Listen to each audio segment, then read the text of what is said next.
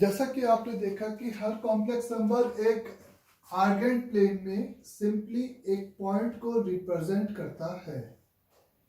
ये statement clear सभी को? जेड अगर कोई भी एक कॉम्प्लेक्स नंबर है तो वो एक पर्टिकुलरली पॉइंट को रिप्रेजेंट करेगा।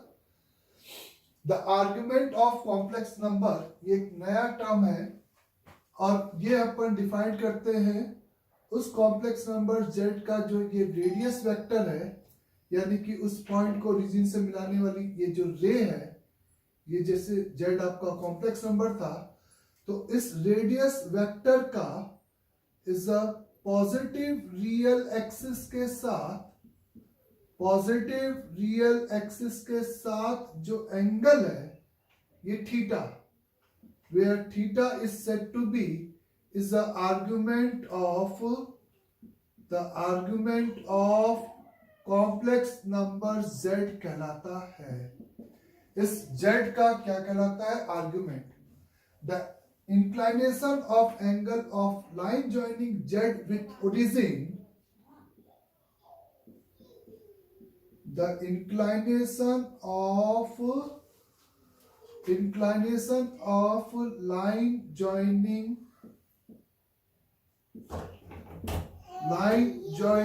z with origin, with the z with origin with respect to the positive real axis, with respect to the positive real axis is said to be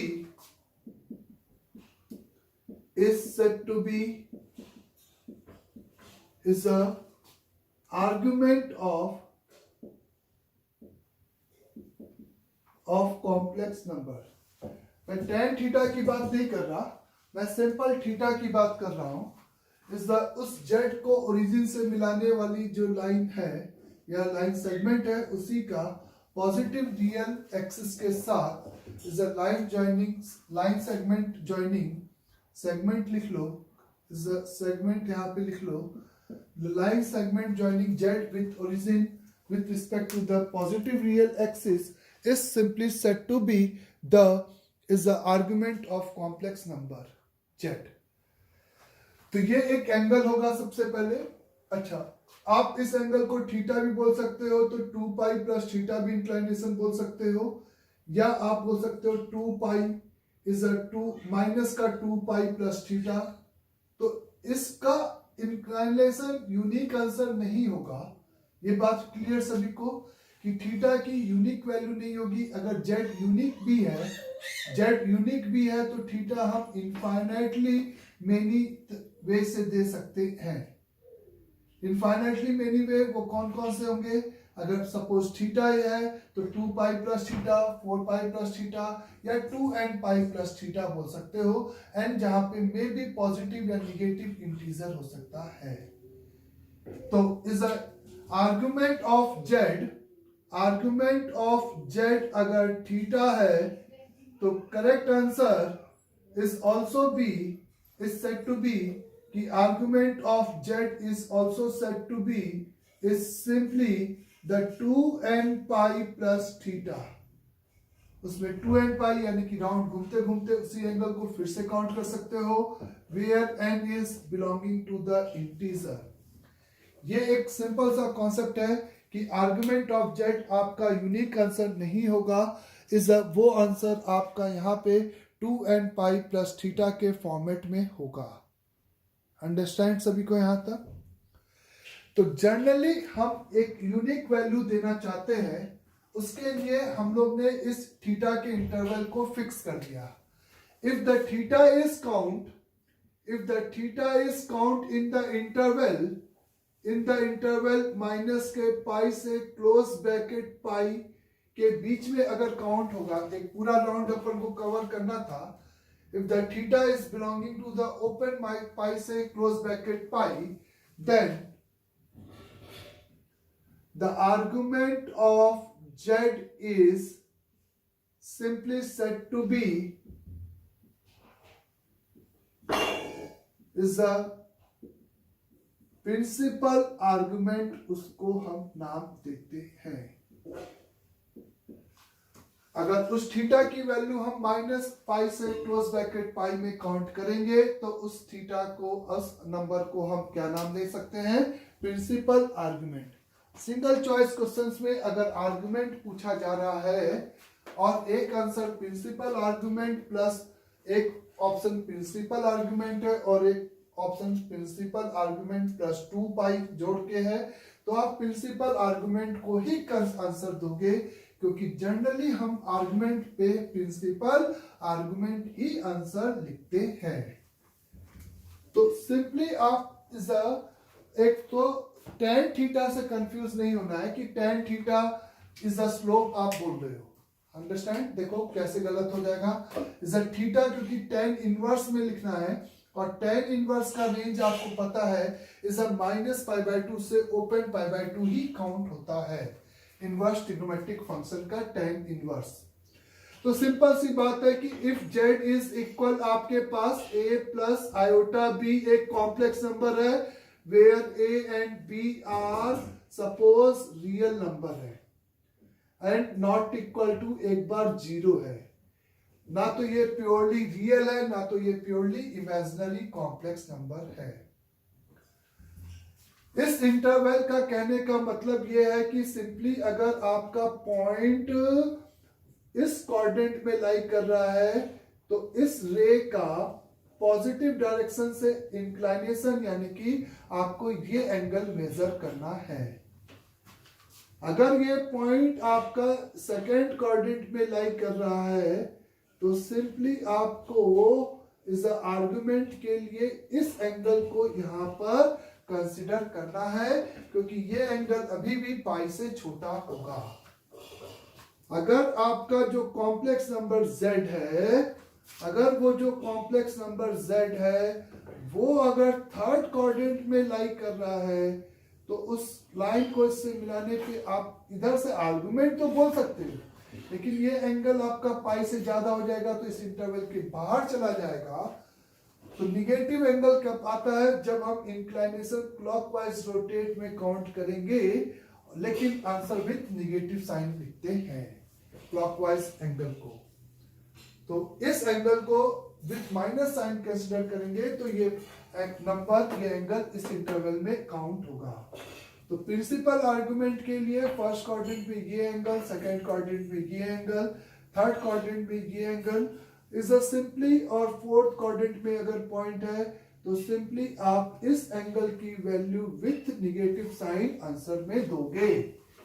तो यही आपका principal argument of complex number z है। Understand सभी को?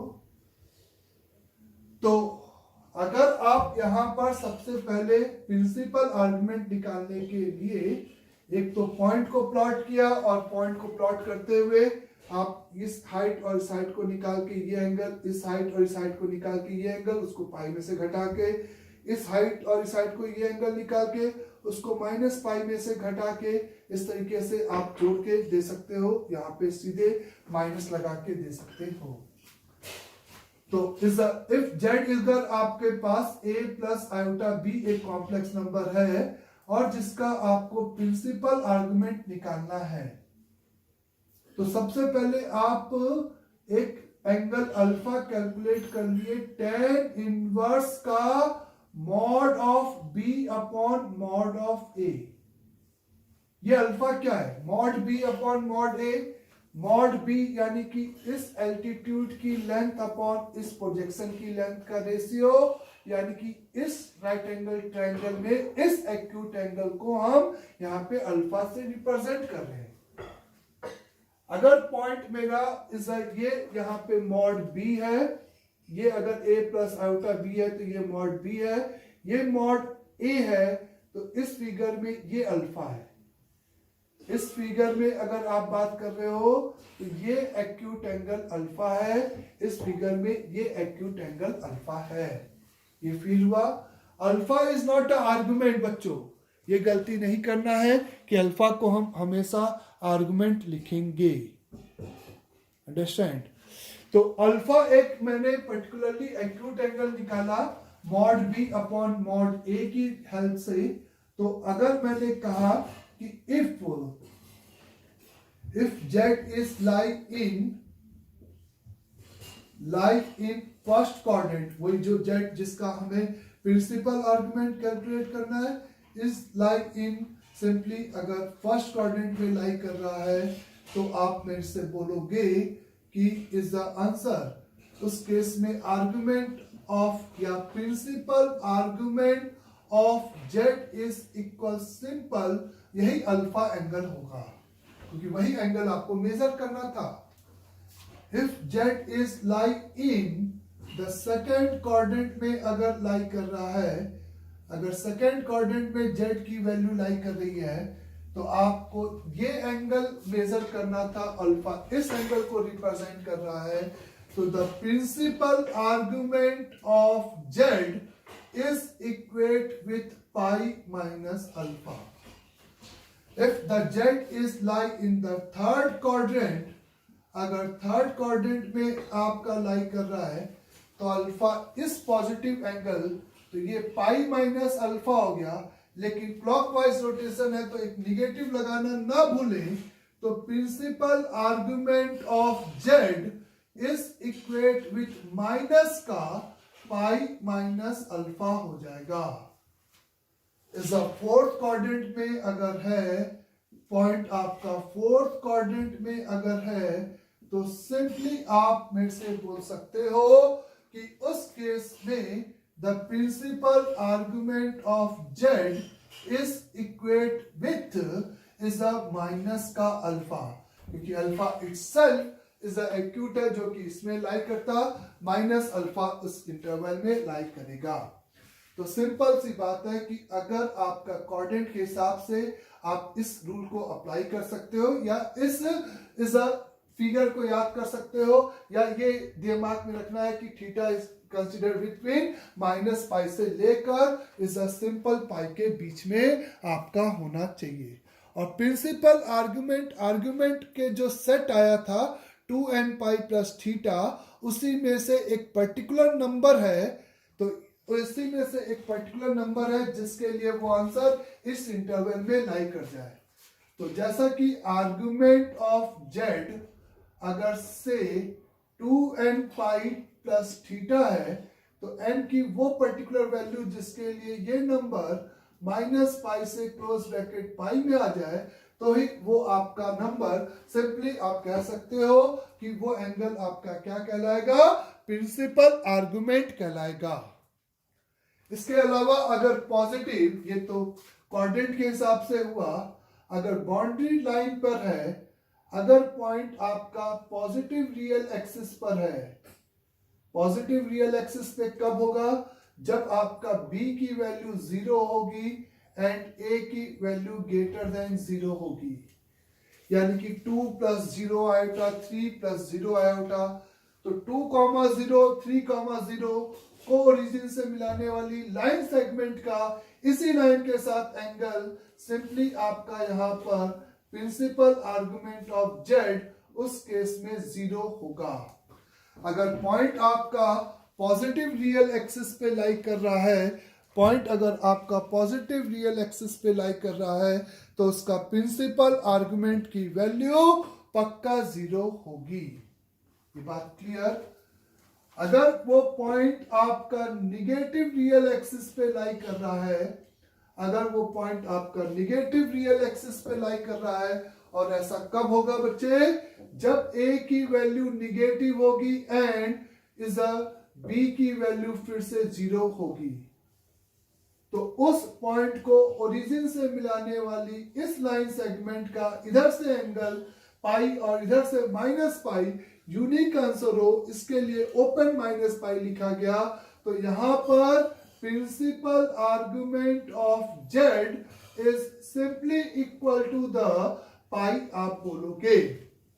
इस case में principal argument की simple value आपकी क्या हो जाएगी, पाई होगी। जब पॉइंट आपका पॉजिटिव इमेजिनरी एक्सिस पे लाई करेगा, और ऐसा केस कब आएगा, जब a की वैल्यू 0 और b की वैल्यू पॉजिटिव। ए की वैल्यू 0 और बी की वैल्यू जब पॉजिटिव होगी तब वो पॉजिटिव पॉइंट आपका ऊपर लाई करेगा, फॉर एग्जांपल 2 आयोटा 3 आयोटा, और उस पॉइंट को जब आप ओरिजिन से मिलाकर उसका पॉजिटिव रियल एक्सिस के साथ उस लाइन सेगमेंट का इंक्लिनेशन देखोगे तो वो आंसर आपको π/2 मिलेगा इस इंटरवल में। तो principal argument of Z is simply equal the π/2, और इस लाइन सेगमेंट पे कब आएगा, जब a की वैल्यू 0 और b की value is not equal, a की वैल्यू 0 और b की वैल्यू निगेटिव, तब आपका निगेटिव इमेजिनरी एक्सिस पे आएगा पॉइंट, और उस केस में the principal argument of Z is simply said to be minus का π/2। उस केस में आपका प्रिंसिपल आर्गुमेंट माइनस का π/2 यहां पर कहलाएगा। ये बाउंड्री केस को भी हमें पता होना चाहिए, सिंपल सी बात है। जैसे फॉर एग्जांपल सिंपल से अगर मैंने पूछा कि आपके पास z is equal to minus का 1 प्लस का √3 आयोटा एक कॉम्प्लेक्स नंबर है, इस कॉम्प्लेक्स नंबर का मॉडुलस और आर्गुमेंट प्रिंसिपल आर्गुमेंट क्या होगा। मॉडुलस सिंपली इसका ओरिजिन से डिस्टेंस यानी कि mod z is simply √1 plus, कोई लोग आयोटा के साथ स्क्वायर करेंगे तो बीच में माइनस आ जाएगा तो वो गलत है, केवल उसके इमेजिनरी पार्ट यानी कि आयोटा की मल्टीप्लाई का स्क्वायर तो 4 और ये 2 हो जाएगा। प्रिंसिपल आर्गुमेंट के लिए सबसे पहले आप फील करो कि ये किस क्वाड्रेंट में जा रहा है या कहां पे प्लॉट हो रहा है। माइनस का 1 और √3 यहाँ पे प्लॉट हो रहा है, ये आपका इस तरह से है। तो फिगर में ये एंगल क्योंकि ये -1 और ये √3 तो ये एंगल आपका π/3 है। तो the principal argument of Z is equate with pi minus ये एंगल अल्फा जिसको मैंने नाम दिया था π/3। तो कॉमन सेंस लगाएंगे, ना कि इसका कुछ रखने की जरूरत है। 2π/3 एक सिंपल सा कॉम्प्लेक्स नंबर था जिसका हमें, अगर हमसे कहा जाता है z is equal to the minus का 3 माइनस का 4 आयोटा, माइनस का 3 माइनस का 4 आयोटा है इस कॉम्प्लेक्स नंबर का मॉडुलस, और इस कॉम्प्लेक्स नंबर का is a simple principal argument क्या होगा।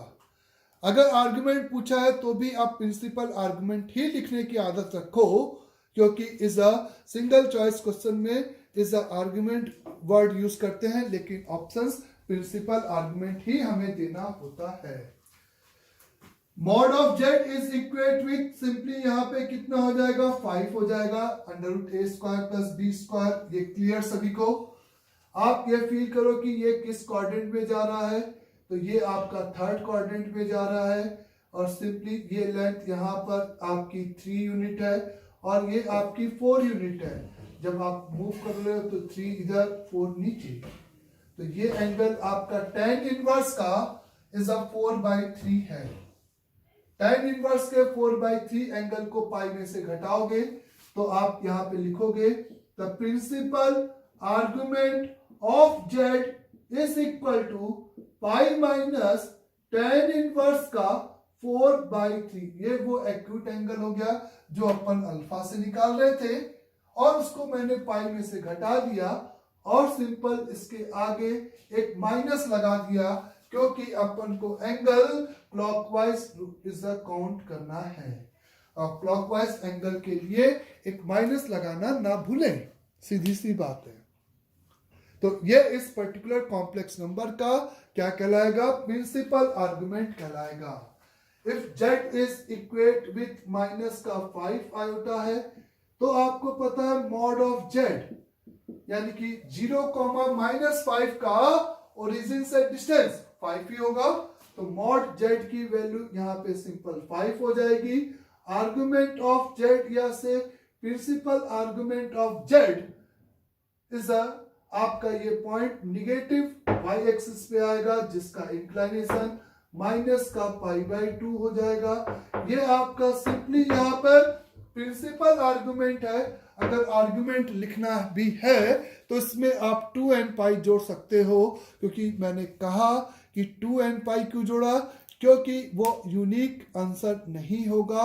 उस रे का इंक्लिनेशन अगर थीटा है तो 2 pi plus theta, 4 pi plus theta, 6 pi plus theta या -2 pi plus theta, all are the equivalent inclination of the ray है, तो वो सभी आपके आर्गुमेंट कहलाएंगे। तो उसको यूनिक बनाने के लिए एक और वर्ड यूज होता है, सिंपली प्रिंसिपल आर्गुमेंट। सिंपली यहाँ पर एक और वर्ड क्या यूज होता है, सिंपली प्रिंसिपल आर्गुमेंट। तो कोई भी कॉम्प्लेक्स नंबर z का आपको इज द आर्गुमेंट या प्रिंसिपल आर्गुमेंट इस तरीके से पूछा जाता है, और वो कॉम्प्लेक्स नंबर सिंपली आपका a प्लस आयोटा b के फॉर्म में अगर है, तो उस कॉम्प्लेक्स नंबर के बारे में आप इस तरीके से बेसिक तरीके से उसका प्रिंसिपल आर्गुमेंट डिफाइन करते हो, और वो तरीका पहले कोऑर्डिनेट चेक करते हो, फिर एक्यूट एंगल के हिसाब से। एक्यूट एंगल कैसे निकाल रहे हैं, मॉड लगा के, mod b upon mod alpha a. Boundary values पे है तो इस बात को ध्यान रखना है कि पॉजिटिव रियल एक्सिस पे है तो प्रिंसिपल आर्गुमेंट की वैल्यू 0 है, अगर निगेटिव रियल एक्सिस पर है तो पाई है, अगर पॉजिटिव इमेजिनरी एक्सिस पर है तो π/2, और निगेटिव इमेजिनरी एक्सिस पर है तो माइनस का π/2। अंडरस्टैंड यहां तक सभी को। इसके अलावा एक और वर्ड यूज होता है, is called the conjugate of complex number z. The conjugate of complex number z तो is the mirror image point of, ऐसे लिख सकते हो, the mirror image point of z, जिस कॉम्प्लेक्स नंबर का हम कॉन्जुगेट कंसीडर कर रहे हैं उसका mirror image of z with respect to is the real axis. उस पॉइंट का आप रियल एक्सिस के रिस्पेक्ट में मिरर इमेज लो तो जो नया पॉइंट आएगा, the mirror image of z with respect to the real axis is called is the conjugate of complex number z. Is a mirror image of z with respect to the real axis is simply said to be the conjugate of z. उस complex number का real axis के respect में mirror image point, the mirror image point of z। Suppose यहां पर physically significance अगर देखा जाए कि z इसमें कहीं पे भी, चाहे इस कोऑर्डिनेट में हो कहीं पे भी हो, तो z अगर एक पॉइंट है और उसका अगर मैं मिरर इमेज कंसीडर करूं with the with the real axis, तो ये जो नया पॉइंट आएगा वही आपका इस कॉम्प्लेक्स नंबर का क्या कहलाएगा, conjugate of z, and it's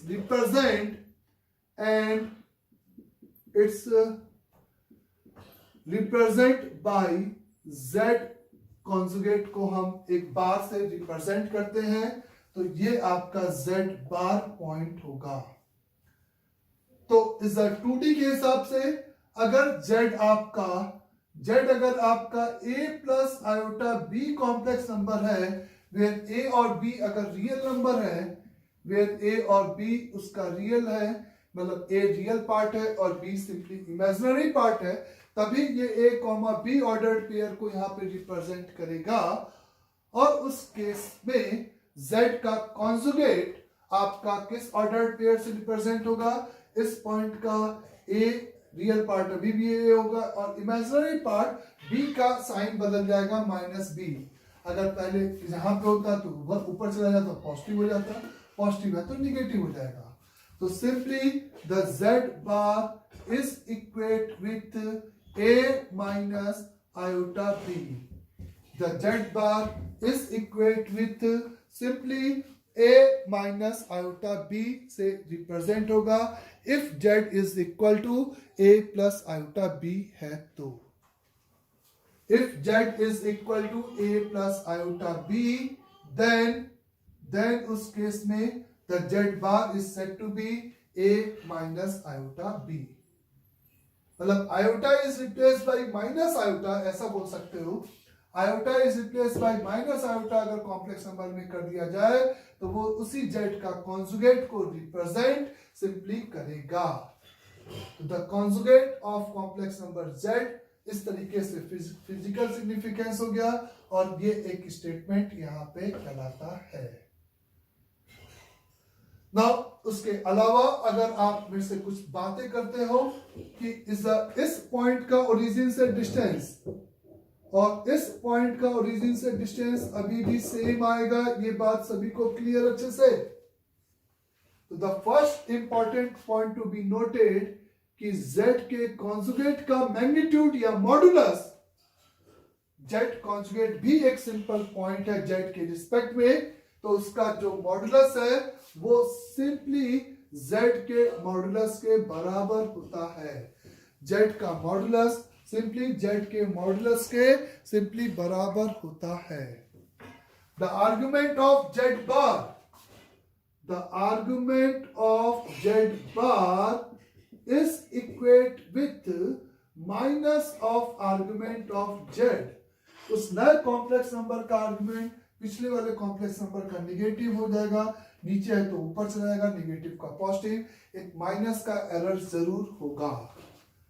z के कॉन्जुगेट का फिर से कॉन्जुगेट अगर मैं कंसीडर करूं तो वो आपको वापस से इसका मिरर इमेज लिया, फिर से इसका मिरर इमेज कंसीडर करोगे तो वो z कॉम्प्लेक्स नंबर के बराबर होगा, वो z कॉम्प्लेक्स नंबर के बराबर होगा. बोले ना, यहां पर एक important point is z multiplied by z बार अगर मैं करता हूं, z मल्टीप्लाइड बाय z बार अगर मैं करता हूं तो मेरे को क्या मिलता है बच्चे, इन दो नंबर को अगर मैं मल्टीप्लाई करूं तो a प्लस आयोटा b और a माइनस आयोटा b, यानी कि a स्क्वायर माइनस का आयोटा b का स्क्वायर और आयोटा का स्क्वायर -1 लग गया. ये बात सभी को क्लियर अच्छे से. तो आप देखो ये a प्लस आयोटा b और a माइनस आयोटा b और मल्टीप्लाई करोगे तो ये a square minus iota b का होल स्क्वायर, आयोटा स्क्वायर आपका -1 हो जाएगा तो a square plus b square, a square plus b square यानी कि मॉड z का होल स्क्वायर. तो the z multiplied by z conjugate is equal to the mod z का होल स्क्वायर. ये एक आपका इस इंपॉर्टेंट कॉन्सेप्ट है. तो ये कुछ बेसिक प्रॉपर्टीज अभी आप ध्यान में रखें कि इस कॉन्जुगेट ऑफ इस मैग्नीट्यूड देखना है तो दोनों का सेम होगा. आर्गुमेंट ऑफ z बार की बात करेंगे तो minus of argument of z के बराबर होगा. दो बार कॉन्जुगेट लोगे तो वो इटसेल्फ अपने आप z हो जाएगा. z into z bar is equal the simply mod z का होल स्क्वायर होगा. ये बात क्लियर है सभी को यहां तक. इसके अलावा फिर अगर आप मेरे से कहते हो कि कुछ और बातें, तो उसके लिए मैं आपसे ये कहता हूं इज z1 प्लस z2, या अभी इसको रहने देते हैं, पहले अलजेब्रिक बिटवीन कॉम्प्लेक्स नंबर अपन पढ़ेंगे, उस algebraic operation between complex number की बात करेंगे, फिर इसके आगे की प्रॉपर्टीज अपन उसको बताएंगे वहां पे. अंडरस्टैंड यहां तक सभी को कि कॉन्जुगेट ऑफ z सिंपली एक पॉइंट, नया पॉइंट है z के रिस्पेक्ट में, एक नया पॉइंट है किसके रिस्पेक्ट में, z के रिस्पेक्ट में. अगर मैं आपसे कहूं कि if z is simply purely real complex number है, तो अभी आपने मेरे से बोला था जब प्योरली रियल कॉम्प्लेक्स नंबर है तो इस स्टेटमेंट को जस्टिफाई करेगा उसका imaginary part of z is equal to the 0.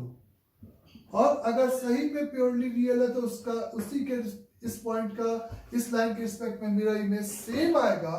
तो उस केस में एक और स्टेटमेंट होगा z bar is equal to z के बराबर. ये तो पहले बताया था प्लॉट करते समय, क्योंकि पॉइंट प्योरली रियल है तो इमेजिनरी पार्ट ऑफ जेड 0 होगा। ऐसे बोल सकते हो, if Z is purely is a imaginary complex number, तो आप मेरे से बोल सकते हो कि one of the statement is the real part of Z is equal to the 0। अगर ये पॉइंट यहां पर है तो उसका मिरर इमेज यहां पे आएगा, तो 2 आयोटा है तो -2 आयोटा हो जाएगा। तो सीधे सीधे आप कह सकते हो उस केस में जेड का कॉन्जुगेट माइनस के जेड के बराबर होगा। जेड का कॉन्जुगेट उस केस में माइनस के जेड के बराबर होगा, या वाइस वर्सा। किसी कॉम्प्लेक्स नंबर का कॉन्जुगेट अपने खुद के कॉम्प्लेक्स नंबर के बराबर है तो इज प्योरली रियल, अगर माइनस ऑफ जेड के बराबर है तो प्योरली इमेजिनरी कॉम्प्लेक्स नंबर कहलाता है। बोलो बच्चों, एकदम क्लियर सभी को अच्छे से?